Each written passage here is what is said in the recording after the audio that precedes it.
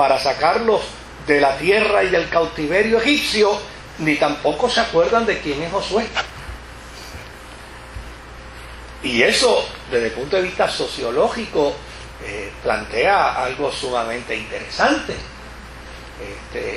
porque es una nación que se está despegando de sus tradiciones, se está despegando de su cultura, se está despegando de su idiosincrasia, y desde luego, como resultado de ello, empieza entonces a padecer una serie de crisis. Claro, ¿por qué a estos individuos se les llama jueces? Pues la definición de jueces aquí no tiene nada que ver con lo que hoy conocemos nosotros, ¿no? La figura de un juez o de una jueza. Más bien, jueces aquí lo que significa es unos individuos, unas personas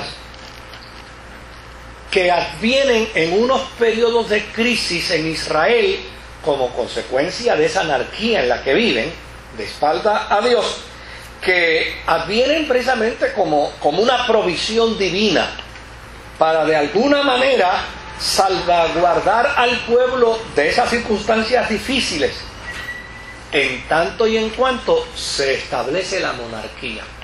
Ya, eso es lo que está escondido detrás del libro de Jueces. Lo próximo que va a venir es la historia de la monarquía, que cierra precisamente con un juez muy particular, porque este juez no solamente es juez, este juez es profeta, que se llama Samuel, ¿verdad? Entonces, desde luego, a este juez profeta, el pueblo finalmente le dice, mira, ya no queremos vivir como estamos viviendo, yo creo que ya nosotros no merecemos tener un rey como todas las demás naciones. Pues los autores están irvanando, porque esta es la historia de un pueblo, esta es la historia de una nación, y como tal, pues entonces se va desarrollando de esta forma y de esta manera. Cuando uno ve el libro de Jueces, el capítulo 2 y el versículo 16, Jueces 2, 16, dice, y Jehová levantó jueces que los librasen de mano de los que le despojaban. Es decir, los jueces no eran gobernantes permanentes, eran simplemente gobernantes temporeros.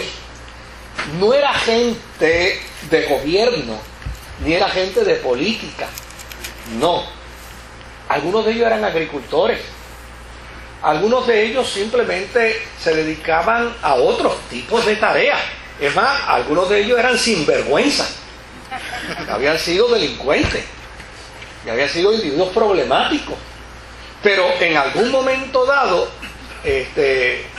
una tribu de Israel era atacada por alguno de los pueblos circunvecinos, y cuando era atacada, pues entonces se levantaba de alguna tribu, se levantaba un individuo inspirado por Dios.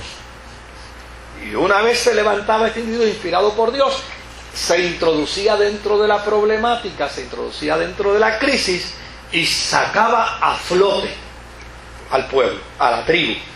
Y desde luego, una vez sacaba a flote a la tribu, que esto podía ser en 5 años, podía ser en 7 años, podía ser en 23 años, podía ser en 28 años. Hubo jueces que estuvieron manejando una situación de crisis por más de 2 décadas. Pero una vez terminaba la crisis, ellos volvían de nuevo a su tarea y a su función cotidiana. Y naturalmente el pueblo volvía de nuevo a sus extravíos. Es como la historia de un pueblo dentro de un letargo, ¿verdad? Dentro de una condición espiritual tan detrimental, que llana y sencillamente sobrevive a las crisis. Pero no es el pueblo que dentro de una crisis se forma y se desarrolla, sino que por ese periodo de tiempo, por ese espacio de tiempo que tal vez pudo haber sido 2 siglos, se mantuvo en esa situación tan errática y tan dolorosa. Así es que estos jueces y sus historias desenvuelven sus actividades en ambientes geográficamente limitados, porque las tribus estaban repartidas en toda la Canaán. Entonces, desde luego, muchas veces el problema no era con todos, con todas las tribus. Muchas veces el problema era con una tribu, o con dos, o con tres, pero nunca fue con todos. Por lo tanto, ese juez se levantaba para ayudar a esa tribu o a esas varias tribus, y una vez se levantaba ese juez, repelía la agresión de ese pueblo que estaba agrediendo a esa tribu, y ya necesariamente ahí terminaba todo. Ahora, hay otro dato interesante sobre la historia de los jueces. No necesariamente los jueces se levantaron como consecuencia de las agresiones externas. Hubo jueces que se levantaron como consecuencia de guerras civiles, de contiendas internas. O sea, porque estas tribus, cuando no les tiraban piedra los pueblos vecinos, ellos mismos se las tiraban.